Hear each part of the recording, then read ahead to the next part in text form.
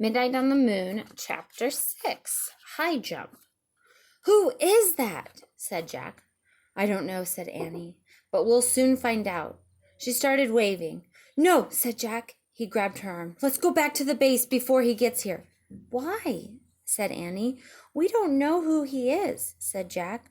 "We don't know if he's friendly or mean or what."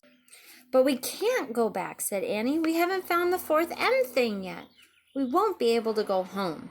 "It doesn't matter. We can lock the doors at the moon base until he goes away," said Jack. "Then we can get new air tanks." Jack hurried to the moon buggy. "Come on!" He jumped into the driver's seat. Annie gave a little wave to the dot in the sky. Then she climbed into the moon buggy. The buggy took off. "Careful," said Annie. They bumped over the rocks as Jack turned the buggy around. Then they zoomed toward the pass. Jack steered around craters and rocks. More than once the buggy nearly tipped over. "Whoa, slow down," said Annie. They were almost at the mountain pass. Suddenly, a cloud of dust flew up in front of them, and the ground trembled. "Watch it!" cried Annie. Jack couldn't see a thing. He stepped on the brakes, and the buggy jerked to a stop. The dust settled. A giant rock had fallen into a narrow pass. It was stuck between two walls of rock. They were trapped. Jack quickly found a picture of a giant rock in the moon book. He read out loud. "Rocks of all sizes crash into the moon from outer space.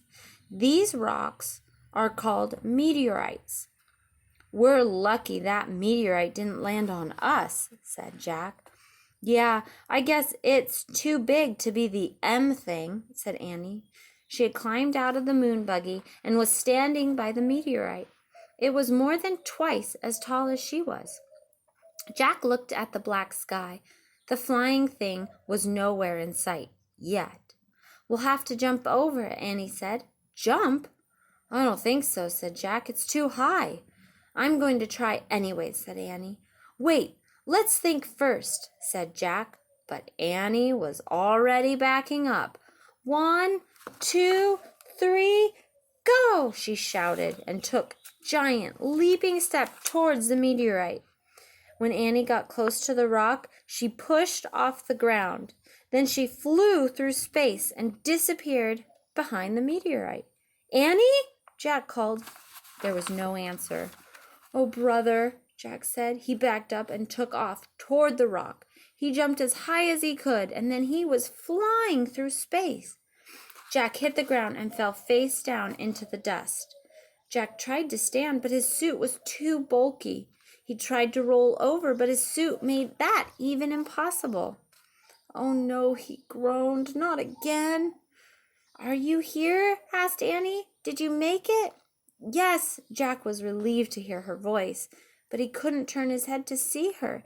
He could only hear her over the radio. "Can you help me up?" he asked. "Nope," said Annie. "Why not?"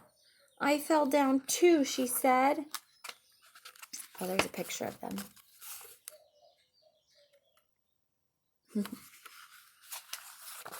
"Oh, brother," Jack sighed. "Now we are really in trouble." He tried to stand again and failed. "Can you see anything?" he asked. "Just the sky," said Annie. "Wow, is it weird?" "I'm worried about our air tanks," said Jack. I feel like it's been 2 hours." "Jack," said Annie.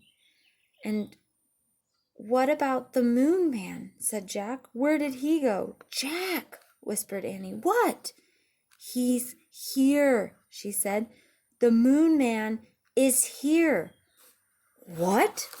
"He's standing above me."